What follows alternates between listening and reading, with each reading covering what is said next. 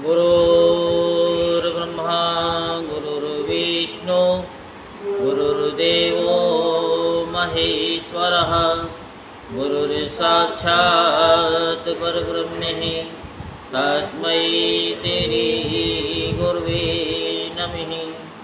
ॐ गजाननं भूतगणाधिसेवितं कपितजम्बुफलचारुभक्षणम् उमासुतं शोकविनाशकारिकं नमामि विघ्नेश्वरपादपङ्कजं सच्चिदानन्दरूपाय विश्वोत्पत्त्यादिहेतवे तापत्रे विनाशाय श्रीकृष्णाय वयं नमः। बोल वृंदावन बिहारी लाल की जय, बोल बांके बिहारी लाल की जय। आज हम आपको श्रीमद् भागवत महापुराण में समुद्र से अमृत का प्रकट होना और भगवान का मोहिनी अवतार ग्रहण करना, इसकी कथा आपको सुनाते हैं। सो आप मन को एकाग्र करते हुए शांतिपूर्वक कथा को श्रवण करेंगे और धर्म लाभ प्राप्त करेंगे।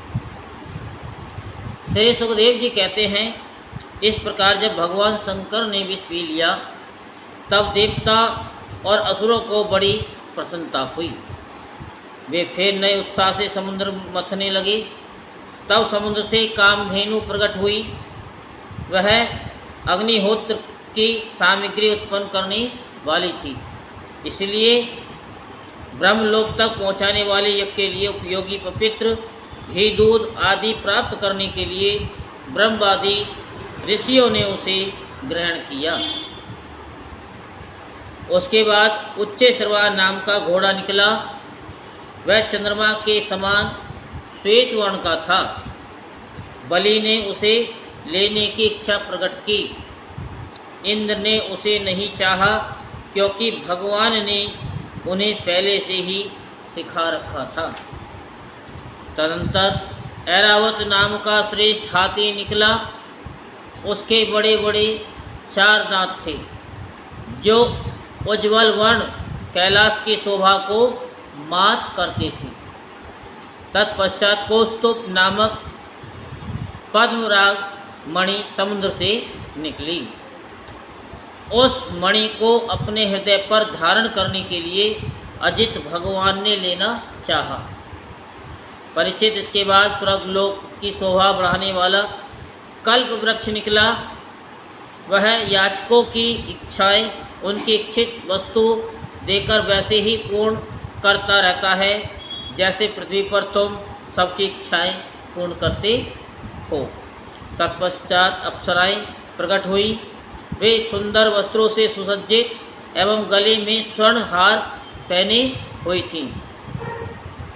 वे अपनी मनोहर चाल और विलास भरी चितवन से देवताओं को सुख पहुँचाने वाली हुई। इसके बाद शोभा की मूर्ति स्वयं भगवती लक्ष्मी देवी प्रकट हुई। वे भगवान की नित्य शक्ति हैं। उनकी बिजली के समान चमकीली छटा से दिशाएं जगमगा उठी।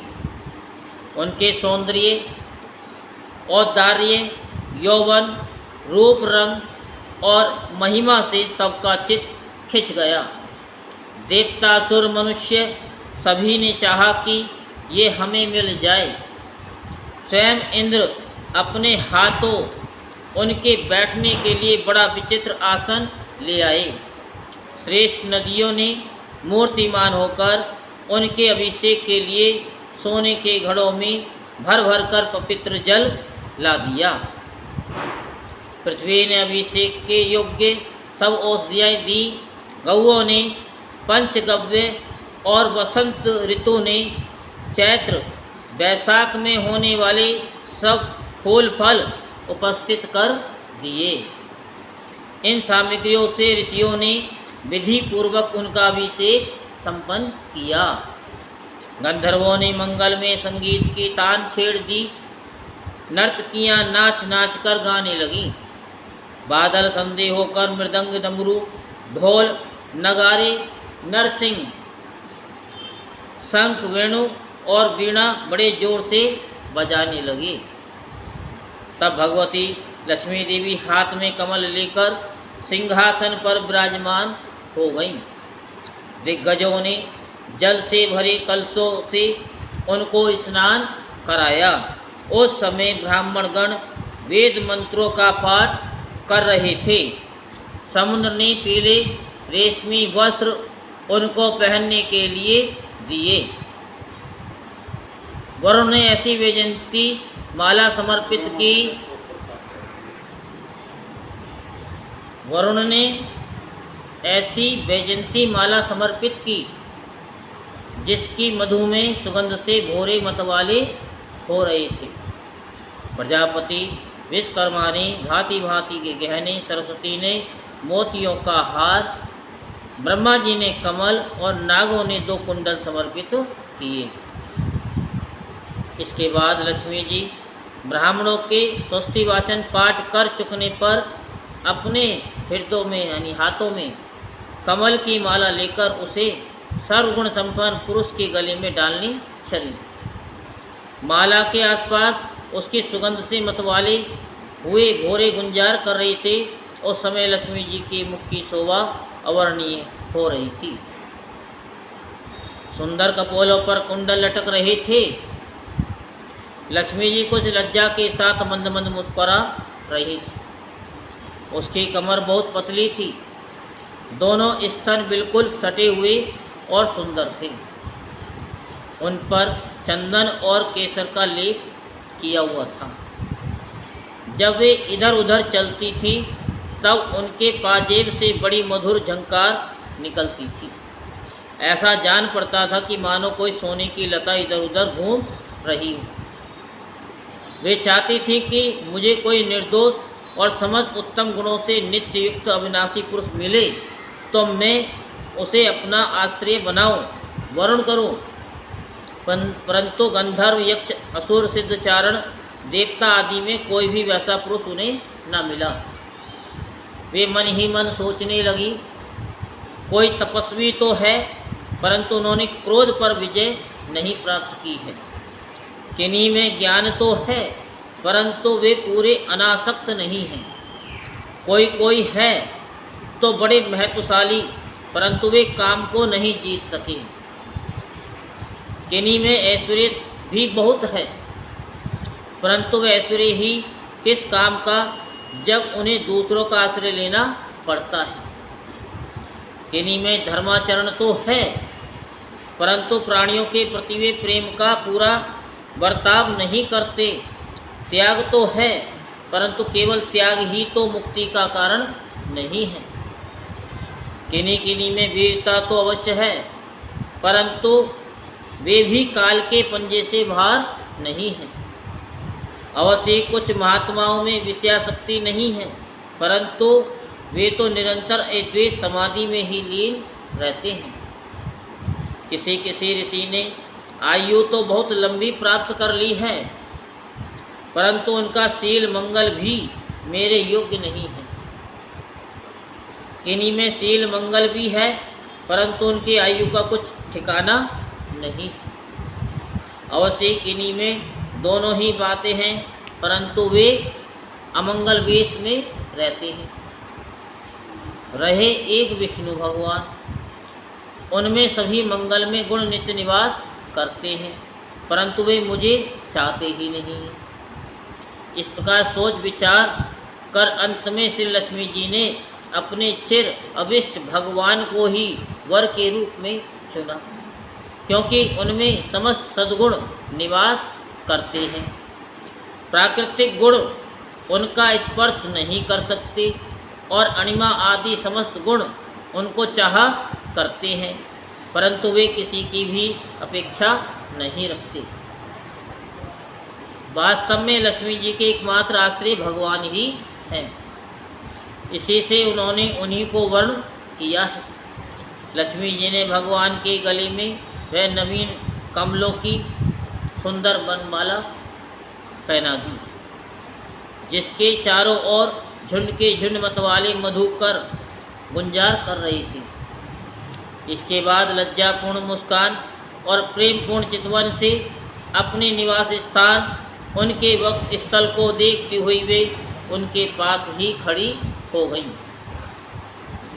जगत पिता भगवान ने जगत जननी समस्त संपत्तियों की अधिष्ठात्र देवता श्री लक्ष्मी जी को अपने वक्ष स्थल पर ही सदा सर्वदा निवास करने का स्थान दिया। लक्ष्मी जी ने वहाँ विराजमान होकर अपनी करुणा भरी चितवन से तीनों लोकपति और अपनी प्यारी प्रजा की अभिवृद्धि की। उस समय शंख, तुरही, मृदंग आदि बाजे बजने लगे। गंधर्व अप्सराओं के साथ नाचने गाने लगे। इसमें बड़ा भारी शब्द होने लगा। ब्रह्मा, रुद्र, अंगिरा आदि सब प्रजापति पुष्प वर्षा करते हुए भगवान के गुण स्वरूप और लीला आदि के यथार्थ वर्णन करने वाले मंत्रों से उनकी स्तुति करने लगे। देवता, प्रजापति और प्रजा सभी लक्ष्मी जी की कृपा दृष्टि से शील आदि उत्तम गुणों से संपन्न होकर बहुत सुखी हो गए। परीक्षित, इधर जब लक्ष्मी जी ने दैत्य और दानवों की उपेक्षा कर दी तब वे लोग निर्मल, उद्योग रहित, निर्लज्ज और लोभी हो गए। इसके बाद समुद्र मंथन करने पर कमल नयनी कन्या के रूप में वारुणी देवी प्रकट हुई। भगवान की अनुमति से दैत्यों ने उसे ले लिया। तदंतर महाराज, देवता और असुरों ने अमृत की इच्छा से जब और भी समुद्र मंथन किया तब उसमें से एक अत्यंत अलौकिक पुरुष प्रकट हुआ। उसकी भुजाएं लंबी एवं मोटी थी। उसका गला शंख के समान उतार चढ़ाव वाला था और आँखों में लालिमाएँ थी। शरीर का रंग बड़ा सुंदर सांवला सांवला था। गले में माला, अंग अंग सब प्रकार के आभूषणों से सुसज्जित। शरीर पर पीताम्बर, कानों में चमकीले मणियों के कुंडल, चौड़ी छाती, तरुण अवस्था, सिंह के समान पराक्रम, अनुपम सौंदर्य, चिकने और घुंघराले बाल लहराते हुए उस पुरुष की छवि बड़ी अनोखी थी। उसके हाथों में कंगन और अमृत से भरा हुआ कलश था। वह साक्षात विष्णु भगवान के अंशांश अवतार थे। वे ही आयुर्वेद के प्रवर्तक और यज्ञ भोक्ता धन्वंतरी के नाम से सुप्रसिद्ध हुए। जब दैत्यों की दृष्टि उन पर तथा उनके हाथ में अमृत से भरे हुए कलश पर पड़ी तब उन्होंने शीघ्रता से बलात् उस अमृत के कलश को छीन लिया। वे तो पहले से ही इस ताक में थे कि किसी तरह समुद्र मंथन से निकली हुई सभी वस्तुएं हमें मिल जाएं। जब असुर उस अमृत से भरे कलश को छीन ले गए तब देवताओं का मन विषाद से भर गया। अब वे भगवान की शरण में आए। उनकी दीन दशा देखकर भक्तवांछल कल्पतरु भगवान ने कहा, देवताओं, तुम लोग खेद मत करो। मैं अपनी माया से उनमें आपस की फूट डालकर अभी तुम्हारा काम बना देता हूँ। परीक्षित, अमृत लोलुप दैत्यों में उसके लिए आपस में झगड़ा खड़ा हो गया। सभी कहने लगे, पहले मैं पीऊँगा, पहले मैं, तुम नहीं, तुम नहीं। उनमें जो दुर्बल थे वे उन बलवान दैत्यों का विरोध करने लगे। जिन्होंने कलश छीन कर अपने हाथ में कर लिया था वे ईर्ष्यावश धर्म की दुहाई देकर उनको रोकने और बार बार कहने लगे कि भाई, देवताओं ने भी हमारे बराबर ही परिश्रम किया है, उनको भी यज्ञ भाग के समान इसका भाग मिलना ही चाहिए। यही सनातन धर्म है। इस प्रकार इधर दैत्यों में तू मैं हो रही थी और उधर सभी उपाय जानने वालों के स्वामी चतुर शिरोमणि भगवान ने अत्यंत अद्भुत और अवर्णीय स्त्री का रूप धारण किया। शरीर का रंग नील कमल के समान श्याम एवं देखने ही योग्य था। अंग प्रत्यंग बड़े ही आकर्षण थी। दोनों कान बराबर और कर्ण फूल से सुशोभित थे। सुंदर कपोल, ऊंची नासिका और रमणीय मुख, नई जवानी के कारण स्तन उभरे हुए थे और उन्हीं के भार से कमर पतली हो गई थी। मुख से निकलती हुई सुगंध के प्रेम से गुनगुनाते हुए भौरे उस पर टूट पड़ते थे, जिससे नेत्रों में कुछ घबराहट का भाव आ जाता था।